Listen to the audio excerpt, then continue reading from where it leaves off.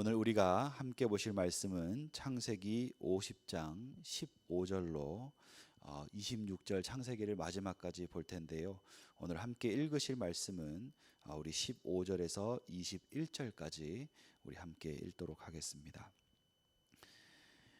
요셉의 형제들이 그들의 아버지가 죽었음을 보고 말하되 요셉이 혹시 우리를 미워하여 우리가 그에게 행한 모든 악을 다 갚지나 아니할까 하고 요셉에게 말을 전하여 이르되 당신의 아버지가 돌아가시기 전에 명령하여 이르시기를 너희는 이같이 요셉에게 이르라 내 형들이 내 악을 행하였을지라도 이제 바라건대 그들의 허물과 죄를 용서하라 하셨나니 당신 아버지의 하나님의 종들인 우리 죄를 이제 용서하소서 하매 요셉이 그들의 하는 말을 들을 때에 울었더라.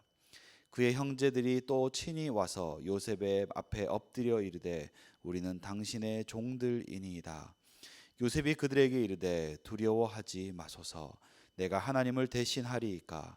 당신들은 나를 해하려 하였으나 하나님은 그것을 선으로 바꾸사 오늘과 같이 많은 백성의 생명을 구원하게 하시려 하셨나니 당신들은 두려워하지 마소서. 내가 당신들과 당신들의 자녀들을 기르리이다 하고 그들을 간곡한 말로 위로하였더라. 아멘. 저는 오늘 창세기 50장 15절에서 21절까지의 말씀을 가지고 하나님은 그것을 선으로 바꾸사라는 제목으로 말씀을 나누려고 합니다. 더 센트 365 우리 9월이 시작되면서 창세기 37장 야곱의 족보로부터 시작되었습니다. 그리고 이제 오늘 그 말씀이 창세기 50장을 마지막으로 창세기의 끝을 맺게 되었습니다. 기억하시는지 모르겠습니다. 우리가 보고 있는 더 센트 365 이 매일 성경에 9월 1일 첫 번째 본문의 제목 편집부에서 이 제목을 샬롬이 사라진 집이라고 달아 주었습니다. 이것은 요셉에 속한 야곱의 가문을 그 시작을 생각해 볼 때 굉장히 적절한 표현인 것 같습니다. 야곱의 가문은 이 한 가정 안에 많은 어려움과 문제들이 있었습니다. 편애가 있었고 교만함이 있었고 그것에 대한 시기와 질투와 분노가 있었습니다.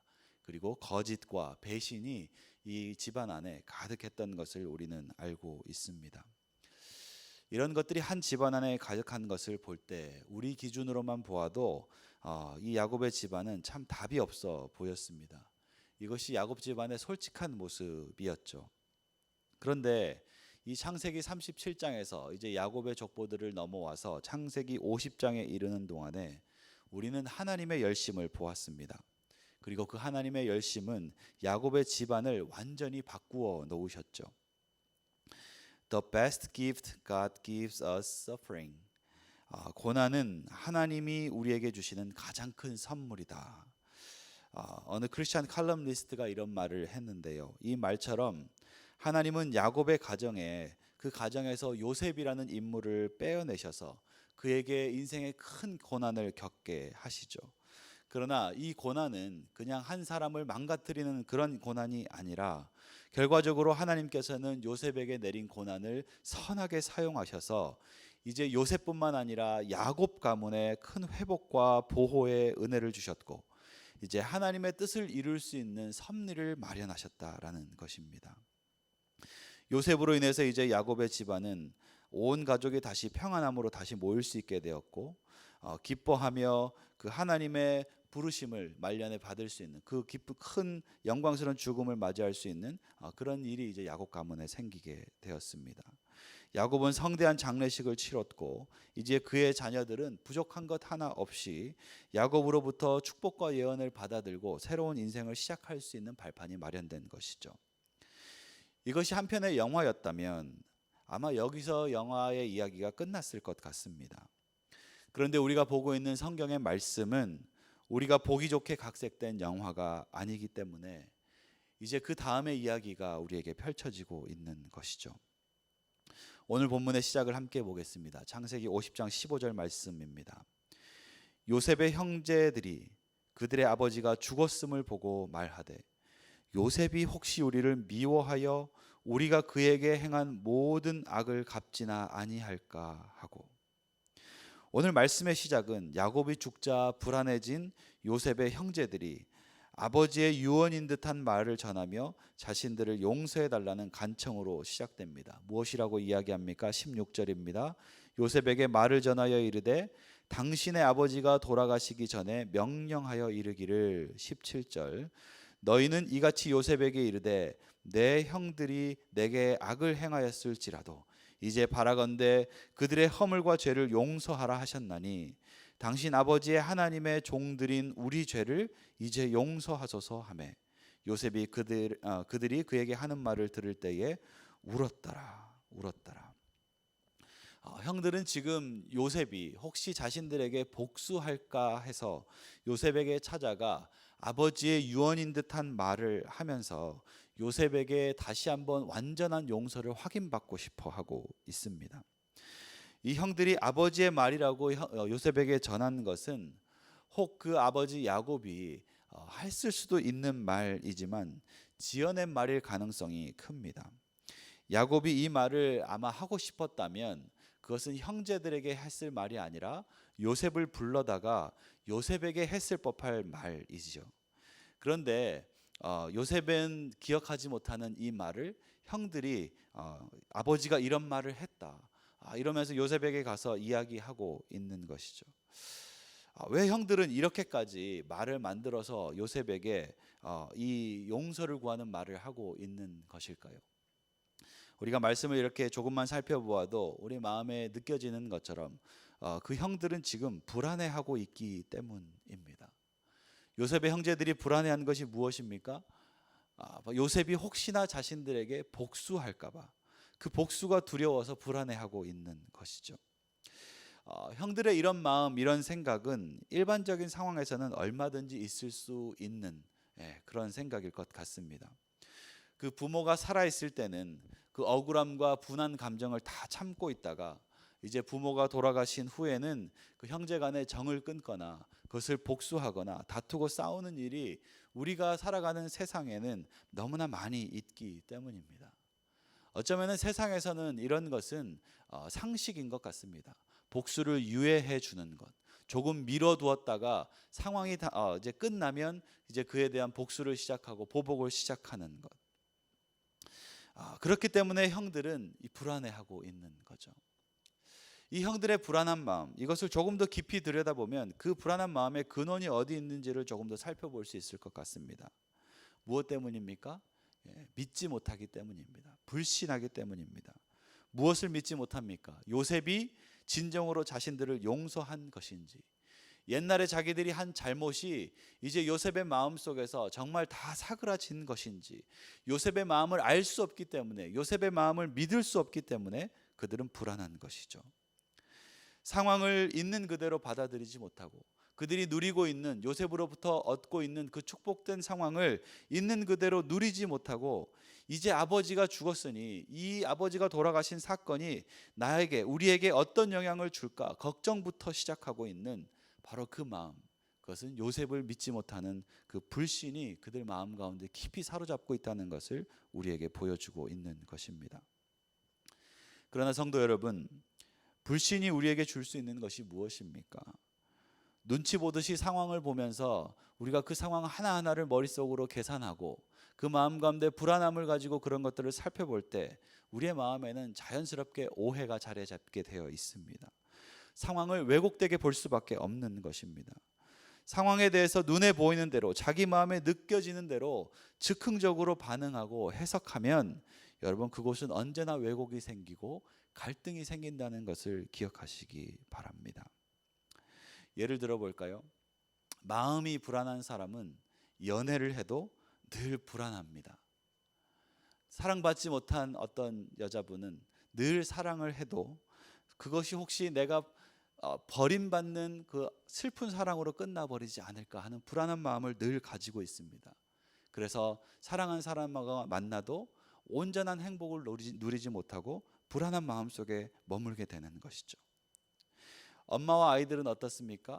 자녀들을 믿지 못하면 아이들이 너무 잘하고 있어도 불안한 것이죠.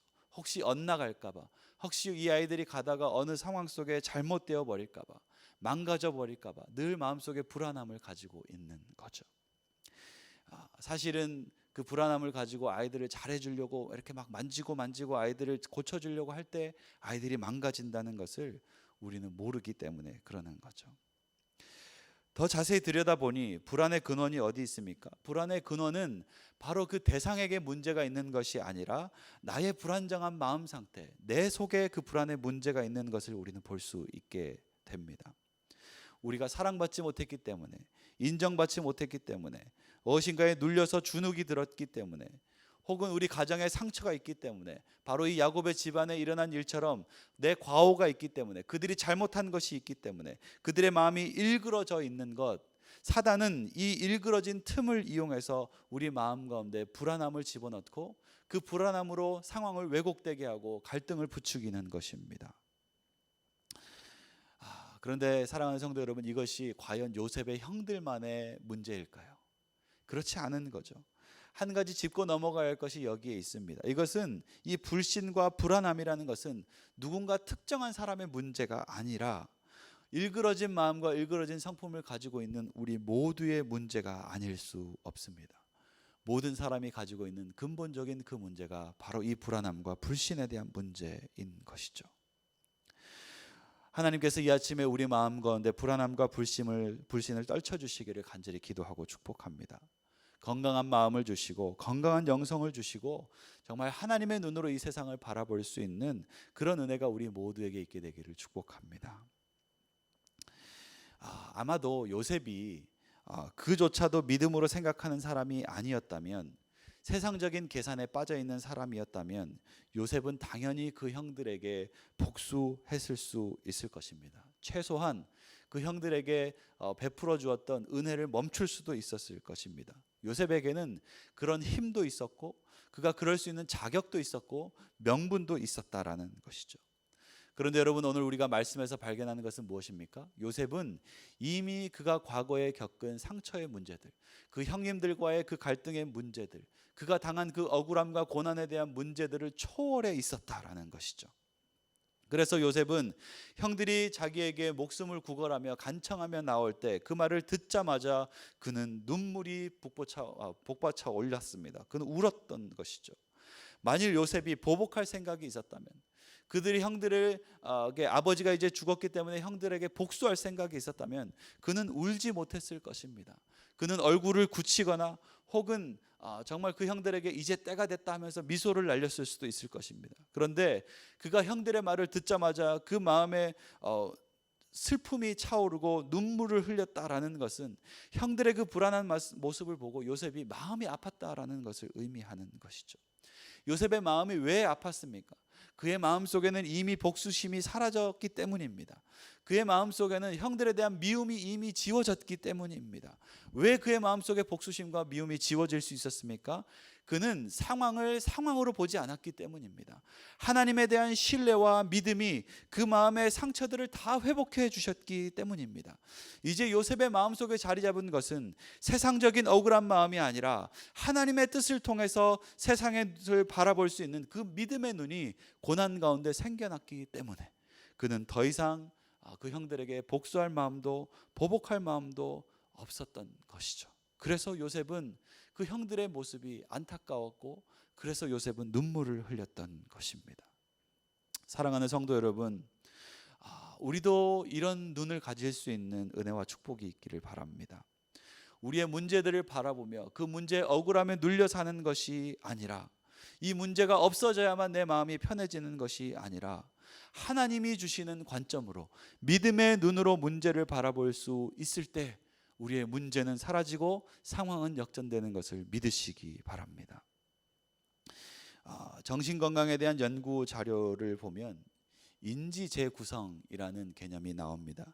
어떤 상황에 대해서 리프레이밍 하는 거죠. 상황에 대한 다른 해석을 주는 거죠. 어떤 고난과 슬픈 일이 있을 때, 내 안에 잘 안 풀리는 일이 있을 때 그것을 그냥 내가 느껴지는 대로, 내가 생각하는 대로 받아들이면 그 받아들이는 것 자체가 내 마음에 너무 큰 짐이 되어서 사람이 그것에 눌리게 되고 할 수 있는 것조차도 못하게 된다는 거죠. 그래서 우리가 건강한 마음과 건강한 정신을 가지고 살아가기 위해서는 그 상황에 대한 다른 해석을 자기에게 해주는 것이 매우 중요하다라고 합니다. 그것이 바로 인지 재구성, 리프레이밍입니다. 이것을 신앙적으로 영적으로 생각해 보니까 여러분, 이것이 우리에게는 자연스럽게 우리 안에 있습니다. 바로 믿음이 그것인 것이죠. 하나님에 대한 신뢰가 바로 그것인 것이죠. 믿음으로 상황을 바라보고 하나님의 뜻으로 나의 상황을 바라보면 바로 이 상황에 대한 다른 관점이 우리에게 보여지게 되는 거죠. 오늘 19절 말씀을 보겠습니다. 요셉이 상황을 어떻게 보고 있습니까? 요셉이 그들에게 이르되 두려워하지 마소서, 내가 하나님을 대신하리이까. 20절 말씀입니다. 당신들은 나를 해하려 하였으나 하나님은 그것을 선으로 바꾸사 오늘과 같이 많은 백성의 생명을 구원하게 하려 하셨나니. 요셉은 이미 그 자신이 겪은 어렸을 적의 상처와 그가 겪은 많은 고난들, 그 고난에 대한 이유들에 대해서 형들과는 완전히 다른 해석을 가지고 있는 것을 볼 수 있습니다. 믿음의 눈을 가지고 고난 속에서 하나님과 함께 걸으며 그 고난에 대해 다른 해석을 하다 보니 요셉의 마음속에 찾아온 것이 무엇이었습니까? 하나님이었습니다. 하나님의 뜻이었습니다. 자기 인생을 향한 하나님의 뜻, 야곱의 가문을 향한 하나님의 뜻. 하나님께서 지금 하고 있는 것은 나를 억울한 지경에 몰아넣은 것이 아니라 나를 통해서 우리의 모든 가문을 살려내고 우리의 민족을 살려내기 위한 하나님의 뜻이 내 인생 가운데 있었다는 것을 요셉은 발견하고 이제 그것으로 자기의 상황을 해석했다라는 거죠. 그러고 나니까 형들의 그 죄악의 문제들이 이제는 더 이상 그것으로 보이지 않는, 죄의 문제로 보이지 않고 하나님이 그것마저도 사용하셨다라는 것으로 볼 수 있게 되고 해석할 수 있게 되었다라는 것입니다. 요셉이 형들의 문제를 아무것도 아닌 것으로 여긴 것은 형들의 죄가 가벼워서가 아닙니다. 하나님이 형들의 악을 선으로 바꾸셨기 때문에 요셉은 그 믿음 안에서, 하나님의 관점 안에서 이 모든 것을 용서할 수 있는 넉넉한 믿음의 마음이 그 안에 생겼다라는 것이죠. 하나님이 그 악을 바꾸어 선을 베푸셨을 때 하나님 베푸신 그 선이 내가 당한 그 악보다 훨씬 크다는 것을 요셉의 마음속에 이해할 수 있었다라는 것입니다. 사랑하는 성도 여러분, 하나님은 사랑하는 자들에게 모든 것을 합력하여 선을 이루게 하는 분이시다라는 그 로마서의 고백이 오늘 우리 마음속에 깊이 새겨질 수 있게 되기를 바랍니다. 세상 사람들은 인간사 세용지마라는 말로 이런 좋은 일도 있고 나쁜 일도 있다, 뭐 이렇게 그냥 세상을 넘겨버리지만 여러분, 우리는 그냥 아야무야 그렇게 넘어갈 것이 아니라 정말 섭리를 가지고 이 세상을 운영하시며 내 주변의 모든 상황마저도 붙드시고 바꾸셔서 하나님의 선한 것으로 바꾸어 가시는 큰 손길이 나를 둘러싸고 있다는 것을 이 아침에 믿음으로 함께 고백하며 우리 안에 모든 불신을 떨쳐내는 은혜가 우리 모든 성도님들 가운데 있게 되기를 간절히 기도하고 축복합니다. 우리가 그 믿음을 가지고 세상을 바라볼 수 있을 때 이제 창세기가 보이기 시작합니다. 오늘은 창세기의 마지막 본문입니다. 창세기, 창조주 하나님으로부터 시작된, 그 전능하신 하나님으로부터 시작된 그 하나님의 창조로부터 시작된 역사였습니다. 창세기를 통해서 우리가 볼 수 있었던 것은 무엇입니까? 인간의 근원, 죄의 근원, 우리는 창세기를 통해서 볼 수 있었고, 우리는 이대로 살 수 없고 구원이 필요한 존재라는 것을 창세기를 통해 볼 수 있었습니다. 창세기를 통해 우리는 아브라함과 이삭과 야곱의 일생을 보았고 그 일생 가운데 깊이 관여하신 하나님을 보았습니다. 하나님은 구원과 예정과 선택을 통해 이 야곱의 가문까지 이르기까지, 이 이스라엘에 이르기까지 하나님의 구원의 역사가 시작되었음을 우리에게 보여주었습니다. 창세기는 하나님께서 선택한 자들과 끝까지 동행하시며 그 선택한 자들을 끝까지 사랑하시며 불변하시는 하나님의 은혜가 우리에게 있고 이것이 우리의 구원의 역사가 되었다는 것을 우리에게 알려주었습니다.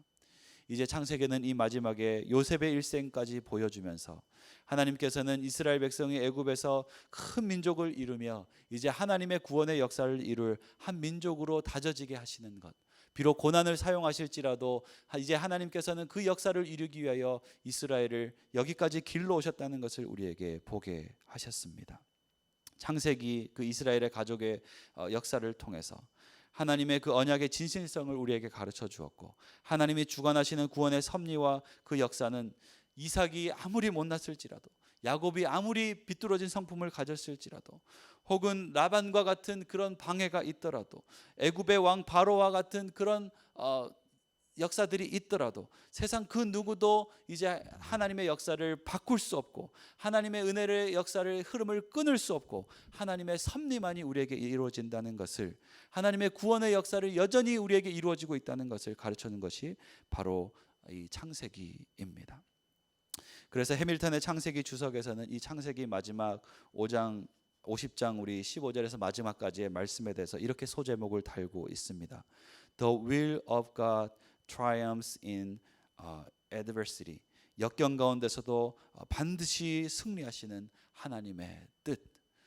사랑하는 성도 여러분, 오늘 우리가 창세기를 마무리하면서 이 모든 역경 가운데, 큰 환난과 어려움 가운데, 특별히 코로나 이 팬데믹 가운데 여전히 하나님의 뜻이 승리하는 것을 믿는 믿음으로 하루하루 은혜 가운데 걸어가시는 우리 귀한 성도님들 되시기를 간절히 기도하고 축복합니다.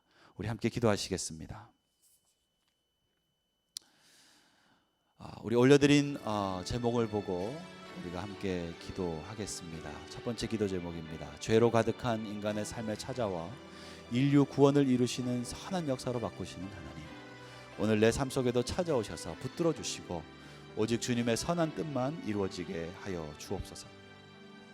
우리 두 번째 기도 제목입니다. KCBC 모든 목회자와 성도님들 이 코로나 팬데믹 상황 가운데 강건하게 지켜주시고, 특별히 오랜 팬데믹의 상황 가운데 성도님들의 심령과 그 일터와 삶을 지켜주시옵소서.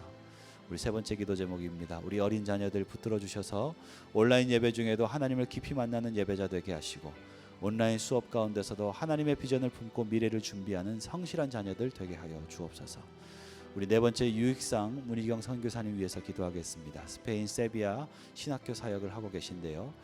신학교의 새 학사 석사 과정과 리더십 아카데미에서 준비하는 선교사 훈련 프로그램을 통해 하나님의 복음 전하는 사역이 더 흥황하게 일어나도록 우리 함께 기도해 주시기를 바랍니다. 우리 네 가지 기도 제목으로 기도하시고 또 각자의 기도 제목으로 기도하시며 이 하루를 시작하겠습니다. 함께 기도하시겠습니다.